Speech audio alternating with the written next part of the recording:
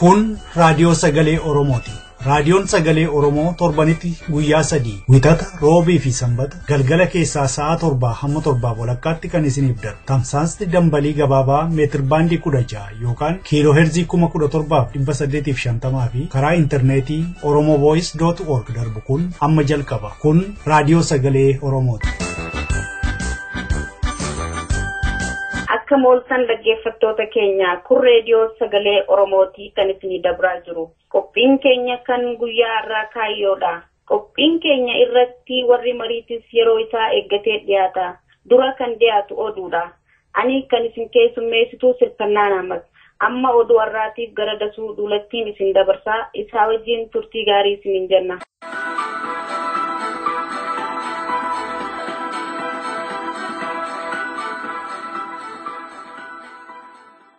Akka mooltan dhaggeeffattoota keenya amma oduu gurra isin buusa. Yuunivarsiitiilee garaagaraa keessatti barattoonni Oromoo ukkaanfamuu fi reebamuun itti fufee jira. Kan gara godhan immoo waraana poolisii fi humna tikaa mootummaa Itoophiyaatti jedhame. Sababiin isaas finciltanii fi namootas mootummaa irratti fincilsiiftanii kan jedhu. Maddeen raadiyoo sagalee Oromoo bakkoota adda addaa akka jedhanitti yuunivarsiitii Jimmaa irraatii barataa Tashaalee Baqqalaa Garbaa fi barataa Leenjisaa Lamaayyoo Sorsaa, yuunivarsiitii Harammayaa irraa barataa Magarsaa Warquu Fayyisaa, barataa Abbabaa Urgeessaa fi barataa Fakkansaa namni jedhamu, yuunivarsiitii Adaamaa irraa barataa Addunyaa Keessoo Bilisummaa Daammanaa kan keessatti argaman barattoonni Oromoo torbee kana keessa qabamanii hidhamaniiru. Yuunivarsiitii Wallaggaa keessa immoo barataa Gammachuu Mangistuu, barataa Rabbumaa Badhaasaa, barataa Darajjee Fayyisaa, barataa Guddataa Waaqshumaa fi barataa Taamiraat jedhamu fincila diddaa gabrummaa oofaa jirtu adda bilisummaa Oromoo faarsituu fi Oromiyaan bilisoomuu qabdi jettaniitu jedhamanii qaamni isaanii reebbichaadhaan miidhameera, qabeenyi isaanii saamameera. Reebbichaa fi hidhaan kun immoo barattoota irraa gara qonnaan bultootaattis darbaa jira. Shawaa dhihaa aanaa meettaa roobiitii Oromoonni maqaan isaanii obbo Shifarraa Nagarii, obbo Biraanuu Zawudee, obbo Giroo Guutamaa, obbo Abarraa Ayyalaafaa keessatti argaman qabamanii mana hidhaa Eelee jedhamu keessatti torbee kanarraa kaasanii hidhaa jiru. Naannoo Finfinnee Sulultaa keessattis hojjettoota mootummaa kataan dhalootaan Oromoon dorsifamaa jiru. Akka madda keenyaatti adda bilisummaa Oromoo fi Koongireesii Federaala Oromoo wajjin taatanii mootummaan Itoophiyaa filannoo kana akkammoon irratti hojjetaa jirtu jedhamaniitudha. Godina Arsii fi Arsii dhiyaa keessatti miseensotaaf deeggartoota Koongireesii Federaala Oromoo hidhamaa jiru jedhame. Maddi raadiyoo sagalee Oromoo Baatuu fi Dodola bakkoota Koongireesii Federaala Oromoo duulana filadhaa cimaa godhaa jiru naannoo sanatti warri hidhaman lakkoofsi isaanii dabalaa jira. Itoophiyaa fi Sudaan kibbaa hidhata isaanii akka cimsan walii galani. Marii guyyaa lamaaf Juubaatti erga godhatanii booda qondaalonni Itoophiyaa roobii darbee Finfinneetti wayita deebi'an hidhata daldalaa hojii tikaa fi daangaa irratti nageenya buusuudhaaf waliin dalagna jennee walii galleerra jedhan. Maddi keenya immoo jilli abbaa duulafaa keessatti argaman sun Sudaan kibbaa mormitoota Itoophiyaaf bakkaa fi deeggarsa akka hin kennine gaafataniiru. Yoo Sudaan kibbaa adda bilisummaa Oromoo fa'iif da'oo dhorkatte ibsaa ijaarsa karaa fi maallaqa Itoophiyaa irratti tola argatti. Mootummaan Itoophiyaa karaa baaburaa Finfinnee Amboo Jimmaa fi Baddallee geessuun galchaa jedhe. Muummichi ministeeraa Hayilemaariyaam Dassaalenyi fi pirezidantiin Oromiyaa Muktaar Kadir roobii darbee Ambootti dhagaa bu'uuraa yeroo kaahan kanaaf uummanni Amboo dhaabbatni dimokiraasummaa uummata Oromoo fi Addawaawii akka filatu gaafatani. Karaan baaburaa waggaa 3 dhufuu kana keessatti ijaaramuudhaaf jedhame kun Finfinneetii ka'ee sabbata Amboo Ijaajjii fi Jimma keessa ba'ee Baddallee gala. Heddumina isaatiin Afrikaa irraatii tokkoffaadha kan jedhame Dilbiin Warqee naannoo Beenishaangulitti argame. Siqiyaan Matakkal kun kan inni kenname immoo Sheek Alaamuddinfidha. Midirookiin siqiyaa kana bara kana hanga 2020tti baafachuudhaaf qarshii Itoophiyaa biiliyoona 4,200 ramadee hojiitti bobba'eeraa jedhani Sheek Alaamuddin kamisa darbe Sharaatanitti wayita ibsa kennan kanarratti. Oromiyaa keessatti kan argamu laga Dambii fi Saaroonitti dabalatee inni kun isa sadaffaadha kan midirookiitiin to'atamu. Gartuun biyyoota Afrikaa bahaa wal ta'an Igaar jedhamu mootummaan Sudaan kibbaa mirga lammiiwwan biyya isaa cabseera jechuudhaan himate. Mootummoonni gamtooman immoo haleellaa waraanni mootummaa Sudaan kibbaa mormitoota irratti fudhataa jiruun wal qabatee namoonni 300 ta'an gargaarsa dhabaniiru jedhe ibsa kamisa darbe baaseen. Igaad akka jedhetti kutaa Yuunitii Steet Joongilee fi Appernaayilii keessatti haleellaa mootummaan banee jiru keessatti uummanni fayyaalessa ajjeefamaniiru mirgi dhala namaa sarbamaa fi qe'een barbadaa jira. Waan kana qorachuudhaaf mootummaan hayyama nu dhorkatee jedhu gareen biyyoota akka Itoophiyaa, Ugaandaa, Keeniyaa, Somaaliyaa fa'aa keessatti argaman kun. Mootummaan Seelvaa Keerii fi mormituu Riik Maachaaraa jidduutti lolli erga ka'ee as namoonni miiliyoona 2 qeerraa buqqaaniiru jedhanii Sudaan Kibbaatti bakka buutuun mootummoota gamtoomanii Eelen Looj kamisa darbe. Pireezidantiin Ijiptii durii har'a akka du'an manni murtii tokko itti murteesse. Waggaa lamaan dura waraana biyyattiitiin kan aangoorraa fonqolchaman Pireezidantiin Mursiin dhaddacha sanbata har'a Kaayiroo keessatti taa'een balleessaniiru jedhaman. Himannaan kana fidemmoo ganna 4 dura yeroo fincila uummataa bara Hosni Mubaarak manidhaa keessa wayita isaan turanitti manni hidhaa sun akka cabuuf Hamaas wajjin hidhata godhataniiru jedhamaniitudha. Pireezidantiin Mursiin akka du'anii fi hafan mana murtii olaanaatu murteessa. Amnesty International fi dhaabni siyaasaa Muslim Brotherhood jedhamu himannaan Mursii kun kan seeraa otoo hin taane kan siyaasaati jedhanii balaaleffataniiru. Dhumarrattis roobii darbee waraana biyyattiitiin aangoorraa fonqolchamaniiru kan jedhaman Pireezidantiin Buruundii Nkurunziizaan aangootti deebi'an. Nkurunziizaan walgayiidhaaf Taanzaaniyaa yeroo deemanii turanitti gartuu waraanaa tokko aangoorraa ka'uu isaanii labse. Kan akkuma dhagaaniin warri deeggaran gadi ba'anii gammachuu isaanii ibsataa turan. Gartuun tikaa kan waraanaa fi poolisii biraan immoo hin ta'u jedhanii labsii sana fashalsiisanii Nkurunziizaanis biyyatti deebi'uudhaan anadha aangoo kan qabu jedhanii karaarra naanna'anii labsataa turan kaleessaaf eengadda. Warri fonqolchicha yaalan immoo gariin isaanii qabamanii gariin immoo yamiillaa na baase jechaa jiru. Kana maraa kan fide pireezidentichi heeraan ala yeroo sadaffaaf aangoo qabachuudhaaf nan dorgoma jedhanii murteessuu isaaniiti jedhame. Dhaggeeffattoota keenya oduun keenya kanumadha. Qophiilee kaafaa waliin turtii gaarii.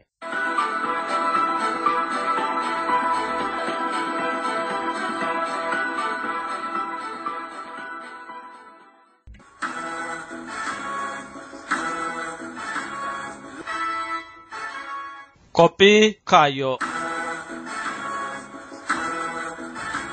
Akka mooltan dhaggeeffattoota keenyaa kun torbaanitti tokko kan isiniif dhiyaatu qophii Kaayyooti. Qophii Kaayyoo har'aa keessatti waa'ee gabrummaa ilaalla. Gabrummaan kun yeroo namatti dhufu sadarkaa akkamii keessa darbeetu saba yookaan biyya yookaan nama tokko yookaan maatii tokko dhuunfata kan jedhu adda baasanii ilaaluun akka itti waan sana deebisanii ofirraa kaasan hubachuu waan nama gargaaruuf sadarkaa gabrummaa ilaalla. Hayyoonni garaagaraa yeroo adda addaatti qorannoo godhaniin gabrummaan sadarkaa 5 akka qabu himan. Keessaayyuu koloniyaalistoonni warra Awurooppaa yeroo biyyoota garaagaraatti bobba'an akeeka godhatanii sadarkaa isaan keessa darban sadarkaa 5tti akka qoodamu hayyoonni hedduu walii galu. Akka xiinxaltoonni hawaasaa ibsanitti sadarkaan gabrummaa inni duraa haaluudha. Sadarkaan haaluu kun yookaan immoo waan jiru hin jiru jedhanii fudhachuurraa jalqaba. Sadarkaan duraa waan duraan ture, waan mul'atu, waan argamu hin jiru jedhanii haaluudhaan waan haaraa fi kan saanii geessanii bakka sana dhaabuu irratti xiyyeeffata. Kuni qaamaan waan mul'atu waan namni argu hin jiru jedhanii haaluudhaan qaamaan yookaan dhaabbiidhaan biyya sana, saba sana, ilaalcha saba sanaa, aadaa, afaan saba sanaa akka waliigalaatti dhuunfachuudha. Fakkeenyaaf warri Habashaa yeroo lafa Oromootti gadi bu'anii kan isaan jedhan tokko lafti sun duwwaa ture dura nuturra qubatee kan jedhuudha. Oromoon isaan duuba akka dhufetti kaa'u jechuudha. Lafa duwwaa namuu qabachuu danda'uuf lafa amma Oromoon irra jiraatu kana namuu qabeen turree nutu qabee jedhu. Kana jechuun abbootii Oromoo, haadhotii Oromoo barootaaf lafa sanarra jiraatan akka hin jirretti fudhachuurraa ka'aa jechuudha. Aadaa Oromoo, eenyummaa Oromoo lafa sanarra ture akka hin turretti ilaalanii fudhachuudha jechuudha. Kanaaf sadarkaan gabrummaa inni dura dhaabbiidhumatti yookaan qaamaan waan mul'atu tokko hin jiru jedhanii haaluudhaan dhaqanii qabachuudha. Sadarkaa inni lammataa immoo idda dhaqanii qabatanii booda waan mul'atu sana barbadeessuu irratti xiyyeeffata. Kanaaf waan ijaan argamu, waan namni argee lakkii kunoo as tureera jedhee dubbatu hunda balleessuu irratti xiyyeeffatu. Isa kana yoo balleessan malee wanti duraan isaan hima waan jalaa baduuf waan isaan dura ture hunda diiguu, ciruu, buqqisuu, balleessuu irratti hojjetu jechuudha. Kun sadarkaa lammaffaa gabrummaati. Yeroo kana keessatti aadaa haa ta'u, dallaa, siidaa ta'u dhaabbii sabni sun bara dheeraaf kaawwatee ture hunda barbadeessuun hojii gabroonfataa ta'a. Galmi yoo jiraate galma barbadeessu, laftitti waaqa kadhatan yoo jiraate lafa sana balleessu, lafa Oromoon akka kabajaatti ilaalu yoo jiraate lafa sana akka badu godhu jechuudha. Kana jechuun bakka dhuunfatan sanarratti kan isaanii deebisanii ijaaruu fi dagaagsuu irratti hojjetu jechuudha. Sadarkaan gabrummaa inni lammataa kana. Abashoota yoo fudhanne fakkeenyaaf akka lafa Oromoo irra dhufaniin Oromoon amantii hin qabu, Oromoon biyya kanarra hin turre, Oromoo qaroo hin turre, biddeen nyaataa hin turre jedhanii haasaa turan. Kanaaf ittaansanii sadarkaa lammaffaa irratti iddoo Oromoon itti irreeffatu hin dhorkan. Iddoo Oromoon itti muudaa dhaqu hin dhorkan. Iddoo Oromoon itti wal ga'u hin dhorkan.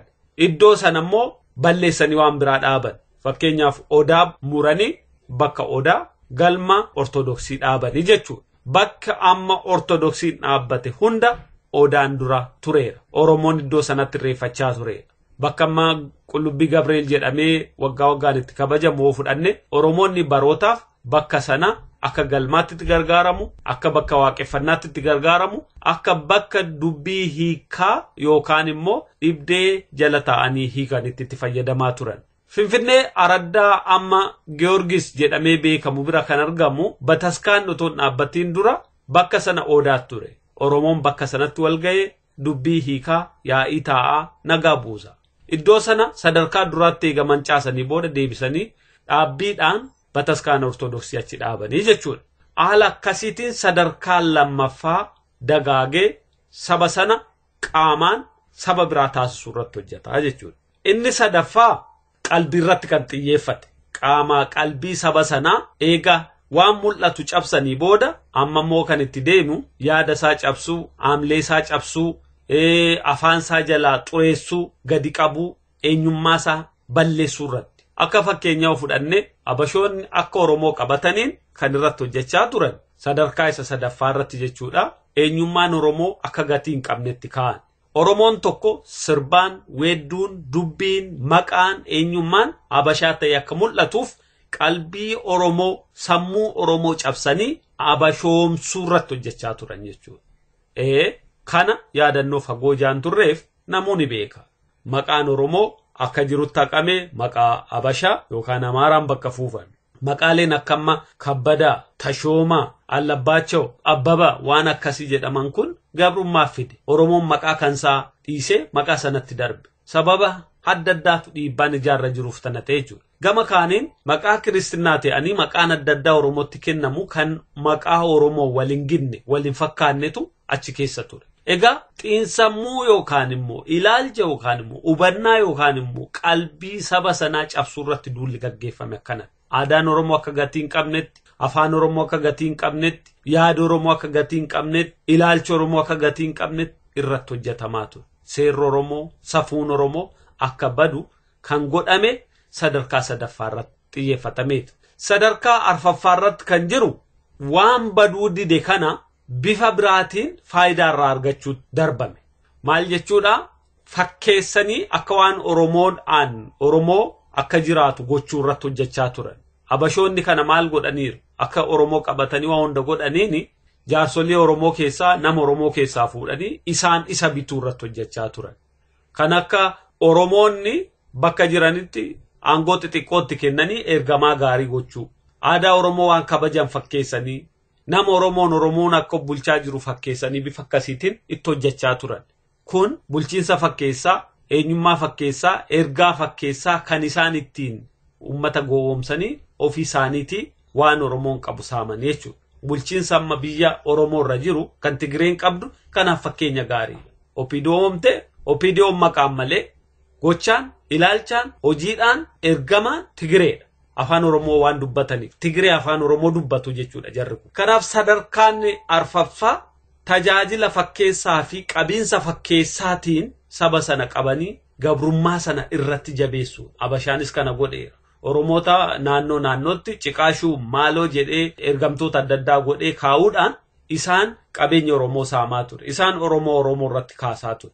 Akka kanaan sadarkaan arfaffaa qabiinsa fakkeessaatiin ilaalamaa jechuudha. Sadarkaa shanaffaarra kan jiru wantoota achi keessaa baduu didanii akkaataa itti sarraa faayidaa argatan inni biraa saamichatti duulu. Saamichi kun maal lafa gurguruu, qabeenya isaa gurguruu, aadaa Oromoo kana gurguruu, sirba Oromoo kana gurguruu, waan Oromoon qabu hunda gurguranii irraa saamicha argachuu. Albuuda Oromoo amma saamamaa jiru, bosonni Oromoo muramee ciramaa jiru, lafti Oromoo investorootatti gurguramaa jiru, dirreen Oromoo amma industirii garaagaraatiif nama garaagaraatti kireeffamee Oromoo otoo hin taane warri aangoo harkaa qaba, warri bittoonni, warri biyya biraarraa dhufan irratti tajaajilaman sirna sana kan gaggeessan saamicha sana hojjetanii ittiin badhaadhuudha.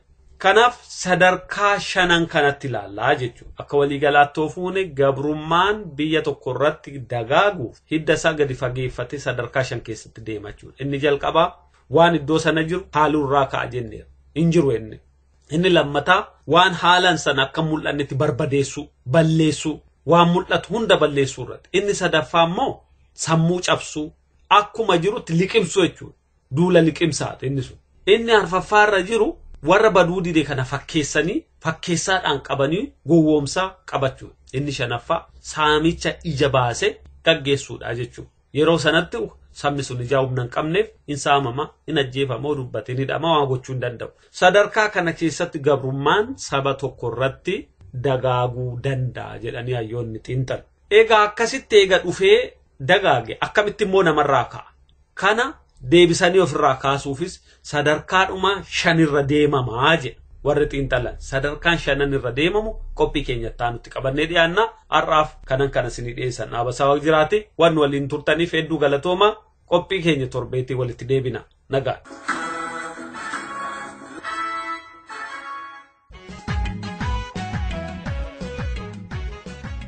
Madda Walaabuu Media Foundation. We are for Oromia. Ummanni mootummaa isaaf yaaduu fi sabaa himaa walabaa hin qabne sagaleen isaan dhaga'amu. Sabni miidiyaa walabaa hin qabne odeeffannoo argachuu rakkina isaa seenaa aadaa fi afaan isaa addunyaatti baafachuuf carraa hin qabu. Raadiyoon Sagalee Oromoo rakkina Oromoon gama kanaan qabu hir'isuuf onnee isaa guutuun hojjetaa jira. Raadiyoo Sagalee Oromoo deeggaruun Oromiyaaf tumsuudha. Oromoon hundi raadiyoo Sagalee Oromoo humnaa fi maallaqaan bira dhaabbachuun Sagalee Oromoof Oromiyaa haa dhageessisu. Sagantaan gumaacha raadiyoo Sagalee Oromoo Torontootti gaafa sanbata xiqqaa caamsaa 23 yookaan Meey 23 qophaa'ee jira. Sagantaa kanarratti bakka bu'oonni Madda Walaabuu Media Foundation fi keessummoonni affeeraman haasaanii taasisu. Obbo Aliyyii Galatoo Awustiraaliyaarraa, Dubbee Sirkannaan Ahmad Kaalgaarii Kaanaadaarraa akkasumas keessummoonni kabajaa biroo dhaamsa hawaasa Oromoo naannoo magaalaa Torontoof ni dabarsu. Sa'aatiin 5 waaree boodarraa eegalee. Teessoon 94 Kanahar Drive, Waajjira Waldaa Hawaasa Oromoo Torontoo. Koree qopheessituu sagantichaa.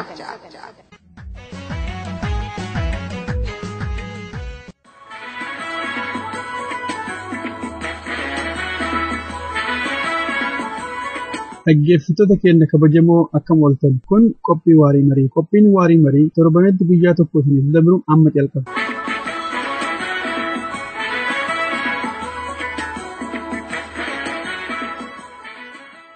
Guyyaa sanbataa galgala sa'aatii kanatti ka dhiyaatu qophii waarii marii amma jalqabuu keenyadha. Har'a galgalas mari'achaa kan si waliin turru Aliyyii Galatoo, Dhaabasaa Waaqjiraaf Andassuu Duulaati.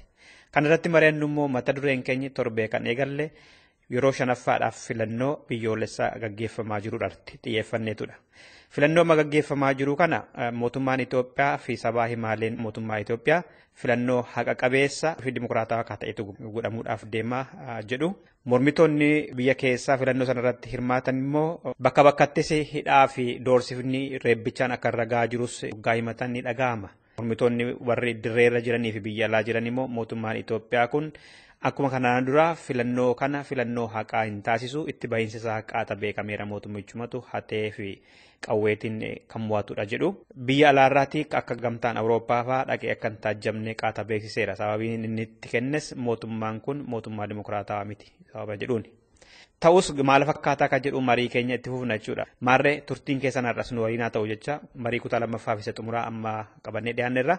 Aliyyi itti fufname filannoon biyyattii keessatti torbee boruuti kan godhamu gaafa 24. Mootummaan kun kanaan dura dimokiraatawaa miti yookaan immoo dhaaba tokko qofatu biyya bulchaa ture jedhameetu komatamaa ture. Tarii filannoo torbee boruu godhamuu irratti mormitoonni mootummaan hayyamee fi haga tokko lakkoofsa muraasa paarlaamaa yookaan caffee naannoo keessatti akka galaniif argatu laata mormitoonni. Immoo itti bahiinsi kun maal ta'uu danda'ama jedhanii tilmaamuun danda'ama sochii mormitootaa kana yoo hordoftee jiraatte jechuudha. Warri amma biyyattii bulchu akkuma kaampaanii kunoo nama qaxaruu biyya alaa kanatti nama qaxaruuti. Oppositionii wayituu hin jiru. Opposition jechuun baay'ee sirratti. Opposition jechuun nama mootummaa waliin wal dorgomu. Warra biyya keessa socho'anii wanna jedhani warra mootummaa wal dorgomanii miti warra mootummaa himatan malee. Ati mootummaan kan wal dorgomuu dandeettu. Takkaffaa waan mootummaan qabu san haga wayii waati qabaatte. Takkaffaa mootummaan kun qawwee qaba. So waraana guddaa qabaa jechuudha. Lammaffaa intelligensii warra basaasaa haga gadii nama 5 ijaareeti waati nyaattu waati dhuttu waati hojjettu waati yaaddu wanti martin mootummaa beeka yoo ati xiqqoo karaa isaan mitu qabanna jirtaate tarkaanfii irra fudhatan kabiraa mootummaan kun mootummaa callaa miti kaampaanii dhuunfaatu ka isaati diinagdee isa torkaa qabu amma diinagdee gruupiin tokko diinagdee harkaa qabu ka qawwee harkaa qabu ka infoormeeshinii mara harkaa qabu ati waan hagasii waan akkasii sanniin hedduu yoo hin qabaanne ittuma deemtee yoo dhumannaa jetteetuma yoo itti deemte malee wanti ati mootee biyya san irraa fudhattu wayitu hin jiru. Wanti godhuu dandeettu garuu yoo fuulsokitti kutattee jette mootummaan kun wanti inni sirra jiruuf si sodaachisuu hin jalla. Yoo sodaasa ofirraa balleessitee itti qajeelteef mootummaan kun hunniti inni qabu martuu harkaa bada. Yeroo sanitti sodaachiftee waan wayii uumuu hin dandeetta. Mootummaan kun yoomillee gadi dhiisu aga harka micciirtee dhiiftee darbitu malee elekshiiniin mootummaa jijjiiruu miti. Rakkoon biyya sanii rakkoo dimokiraasiitii miti. Rakkoo istiraakchariiti. Biyyi sun yeroo ijaaramtu uummanni hagoon warri saawutii kun dhumatee awwaalamee lafee isaanii caccabsee harma muranii waan mara godhaniiti giddiin irra jiraniif. Giddiin waan irra jiraniif giddimaan bu'an jechuudha. Garuu sababa filmaata amma deemu kana keessatti nama kan kee akka wal baratu godhuu dandeetta. Dubbii tantee dhokatteettu akka sassaa yoo qaala argatte darbitee akka namni kan kee beeku godhuu dandeetta. Achi keessa deemtee nama kan kee barsiifachuu gaafii Oromoo achi keessa yoo kaaftee akka namni dhaga'u goote malee haga feete waan feete goote barcumaa hagati barbaadde sii kennan beeki barcumaa kana be'atiin mo'achuu jechuun yoo namni lamaa wal dorgomee bakka rifariin jirutti rifarii gara lachuuyyuun dabsine wayii jiraate ati taphattee haqa kan kee akkasii akka argatu taate wanti sun hin jiru. Yoo barbaachisaa ta'e callaa akka nama moo'ee si godhan malee feetuu manidhaas si darbanii feetuu biyyaayyuu baisiin jedhan maal gootama homaa wanti gootu hin jiru armaan durallee homaa akkasii ta'e. Warri Awurooppaan yuuneenii elekshinii isaanii dandee waan laalluuf hin qabne already hin beekamaa jiran isaan. Kanaaf wanti elekshin jedhu warruma qara isaan deeggaruu biratti illee dhabameera silaa warra akka Oromoo biratti karaa elekshiiniin godhan wayitu hin jiru. Namootuma Oromootiif warra adda addaa kanneen cidha ofii irratti ka jaalaa affeeraniituma cidha ofii godhataa waggaa 5 asuma deebaatuma gaammaraa cidha godhanii warri jaalaa ammoo yeroo maciini ga'u ba'ee cidha sirbee gala. Kanuma wanti biyya san keessa. Gaarii Aliyyi boodatti deebina gama Oromoo bakka bu'anii warreen nama dorgomaa jiran gaaffii Oromoo deebisuu moo deebisanii otoo aangoo qabatanii ka jedhu boodatti deebina akka xumuraatti dhaabasa. Mootummaan kun amma warri mormitoota biyya alaa biyya keessa jiranis mirga dhala namaaf kan baabsan jedhanis nutis akka xiinxalaa jirruttis teessuma muraasa yoo mormitootaaf hayyamame malee kan deebi'ee biyyattii qabatuuf deemu mootummaadhuma amma turedha. Yoo akkas ta'e yoo mo'ate mootummaan amma kuni carraan obbo Hayilamaariyaam Dassaaleny maal ta'uu danda'a yookaan immoo Addawaawwiin hoogganaa haaraa filatamoo keessa wanti jedhamaa ture isaan walakkaalee dorgommiin jira ka jedhamu jira. Muummicha ministeera haaraa muudatu moo yoo muudame immoo gara mirraa bahaa moo isuma tursiisu moo akkam ta'a jedhamu tilmaamuun danda'ama dhaabasa. Inni kun wanni inni jalqabaa istiraakcharii jaraarraa sobnaa amma dura taa'an Ihaadig Hayilamaariyaam Dassaaleny ta'etti yoo namichi kun filamees dhaqee dorgomuun naa filamee dorgomee yoo deebi'ee dhufu yoo iddoo sanarra hin buufne sumatu muummicha ministeeraa ta'a. Maaliif dura taa'aa Ihaadigtu muummicha ministeeraa ta'a akka seera Ihaadigitti. Amma kana ta'uuf Hayilamaariyaam dhaqee dorgomee darbuu qaba. Akka dorgomee darbu immoo hin beekama. Namicha isa wajjin hin dorgomee darbu garee Mararaa fa'a irraa maallaqa kennanii fi torbaan darbe booda idda waa hundi dhumee riizaayin godheeraa jedhe namichi. Namni tokkommoo akka seera filannoo biyya sanaatti idda wanniin sii bahee mallattoon sii bahee hundi bahee booda riizaayin gochuu hin dandeessu seerri dhorkaadha yoo duute malee. Namichi lubbuun ijaa jiruuf riizaayin godheera jedheera. Amma riizaayin godheeyyuu paartiin bakka buufachuu hin danda'u. Namichi riizaayin hin goone jedhameetu diskwaalifaayi ta'a. Kanaaf Hayilamaariyaam akka darbu beekamaadha naannoo Walaayittaa keessaa iddoo dorgomu sanatti jechuudha. Gaaffii tokko malee. Inni lammataa eega filannoo sana darbee deebi'ee Ihaadig walgayii ta'a. Walgayii waliigala kansaa taa'eetu maal goonaa jedhee murteessa. Yoo Hayilamaariyaam buusuu barbaadani Hayilamaariyaamiin buusaniitu dura taa'aa Ihaadig filatu. Eega filatanii paarlaamaa dhaqeetu namni sun maqaa namni wayii maqaasaa dhaa ebelu nuufaa ta'uu jedhe. Waan kananii godhuu jarri kan jedhu tilmaamuudha. Hayilamaariyaamiin kaasuu kan jedhu. Ani Hayilamaariyaam waan tursan natti fakkaatu akka yaadu. Maaliifi gama kan kootiin Hayilamaariyaam waan isaan miidhee hin qabu. Achi taa'uun pabliik fiigarii Tigraay irraa ta'ee warra biraarraa akkas ta'e jedhamee qeeq isaanitti dhufuu fi Hayilamaariyaamiin tursuu kan jedhuun qaba. Gaafa Hayilamaariyaam immoo inkapabilii dandeettii hin qabu. Dandeettii ijaa hin qabnee fi ajajamee dugda duubaan taa'anii hojjechiisuudhaanii raawwachiisuu irratti impaaktiin inni geessisu hin jiru. Maaliif ministeerota walitti qabuu qaba. Kaabinoota kana walitti qabee isa tajaja kenna. Isa hojii isaanii gamaggama. Hojii raawwachiisuu irratti immoo yoo nama dugda duuba teessee hojjechiiftu nama silaa hojii hojjetu productive hin ta'u. Namni illee ajaja sarraa fudhachaa hin jiru. Maaliif otoo inni jiru warra dakaatu ajajaa jira jaa ta'eef. Kanaaf hojii irratti meesiin ijaa uumamaa jiruu fi Ihaadig keessa kan jiru Hayilamaariyaam kaasuu qabna kan jedhu ilaalchi keessaa warra Tigree irraa hin jira. Hayilamaariyaam yoo kaabne eenyu keenyaa kan jedhu warri Amaaraa ofii taa'uu barbaadu. Warra OPDO silaayyuun kajeelanii warri Tigraay immoo ofii deebi'anii taa'uu barbaadu. Warra Amaaraa ijaa namanne. Warri Tigraay keessaa assumptionii nama lamatu yeroo adda addaa odeeffannoon ka'a. Tokko Teediroos Adaanoomiidha. Inni lammataa namicha gorsaa ta'ee hojjetu kana maqaansaa Dr. Dabratsiyoon. Dabratsiyoon isa jedhu Dr. Dabratsiyoon immoo hin beekamu hojii hojjeta malee pabliik fiigarii miti uummata biratti impaaktii hin geessisuu kan jedhullee ilaalaniiru kan jedhu qabu. Dr. Adaanoom immoo warra paartii biratti hin jaallatamu yeroo baay'ee miseensota Ihaadig biratti yookaan namicha dammaqaa kaa'u dammaqaa isa Amaaraa sana isa immoo Tigreen waan barbaadu natti fakkaatu yoo isan keenya Tigraay umarraa kaa'uudha. Kana amma wanti natti mul'atu gama kooti. Tole Aliyyi. Haa jennu yaadadha otoodha. Gareen Dr. Mararaa fa'aa otoo mo'atanii siyaasa impaayera Itoophiyaa garamitti jijjiiruu danda'u gaaffiin Oromoo dhibballee ta'uu baate hamma tokko deebii ergate jedhamee yaadama filannoo kanaan. Filatamuu fi aangoo qabaachuun adda adda. Filatamuun callaan gayaa miti. Jijjiiramni warra amma oppositionii biyya keessa jiran irraan dhufu. More legitimate ma godha malee. Mootummaa. Warri kunneen akka mootummaa ta'anii isaan illee dorgomanii namni qaraa wal dorgomee kammaan dorgomee mo'atee mootummaa ta'eeru tokko fakkeessa addunyaarra malee Oromoo wanti inni siqu hin jiru. Wanti inni siqneef warri paartii Oromoo geeggessan hedduu isaanii yeroo filmaanni dhiyaatu dhufan. Utuu amma waggaa 5 darbe kana utuu akka amma dalagaaran kan amma paartiin amma biyya keessatti dorgomaa rukunutu akka amma dalagaaran kanatti bayanii nama energizii godhanii ala kanatti deebanii kaampeenii godhanii utuu akkasii waggaa 5 deemsanii uummata keessa yaanii wanna jedhan differensii uuma. At least namnillee moo qoodarraa fudhata awweerii ta'a.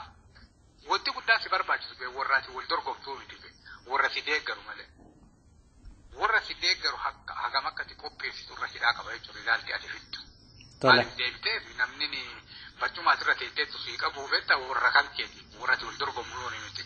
Barcumaa irra teettu miti aangoon beek waan jalaan si qabeeru isaa wanti jalaan si qabamu uummata kan kee keessa akka gaarii jiraatte uummanni kan kee akka gaarii si amanee akka isaa galutti hajaa isaa waliin argite yoo deemte jala deemtee uma injifatta waan wayitii uma baafta uummata irraa maaliif abdii kennitee jirtu. Tole.